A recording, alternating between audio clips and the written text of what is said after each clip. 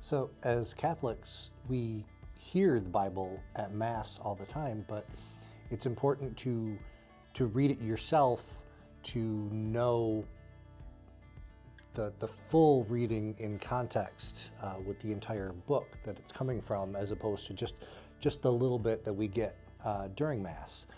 So if you wanted to sit down and start reading the Bible, I would definitely start with the New Testament and pick one book of the New Testament to start and go through that book, take a break, maybe reread it.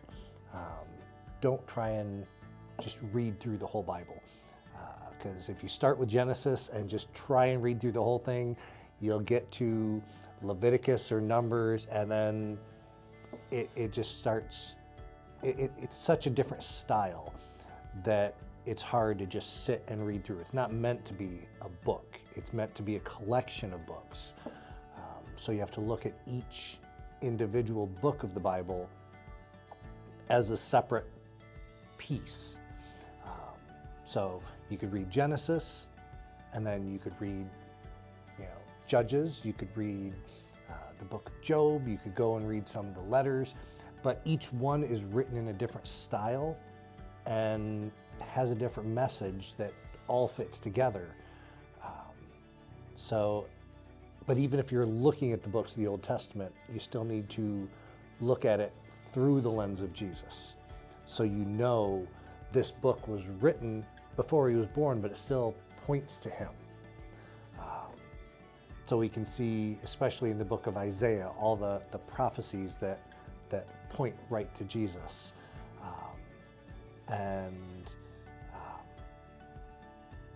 One thing recently that I learned during a Bible study, which is another great way to read the Bible, is to do a Bible study, is how the books of the Bible were chosen and determined to be inspired.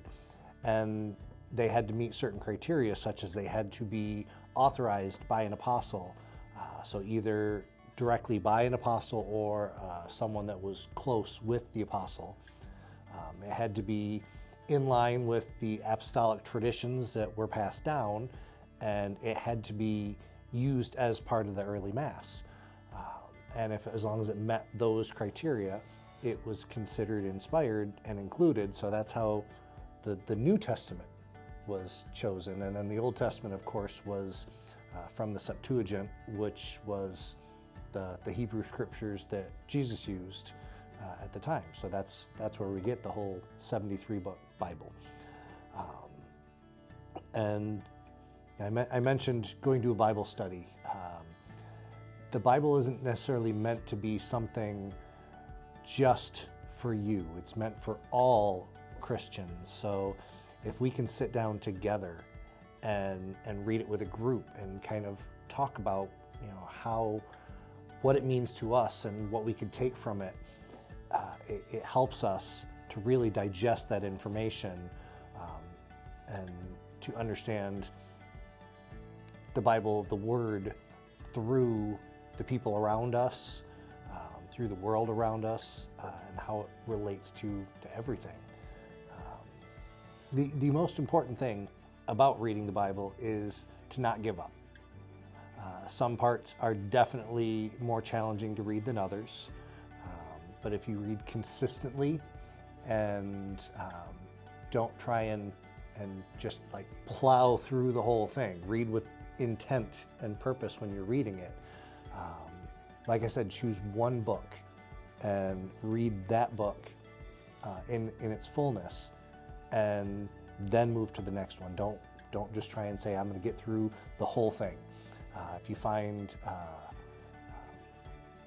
a study guide that can help you, such as Father Mike has his Bible in a year, that's a great way to go through it, because then you're doing it with the whole church together, going through with Father Mike's series. So just whatever you do, stick with it, be consistent, and don't give up.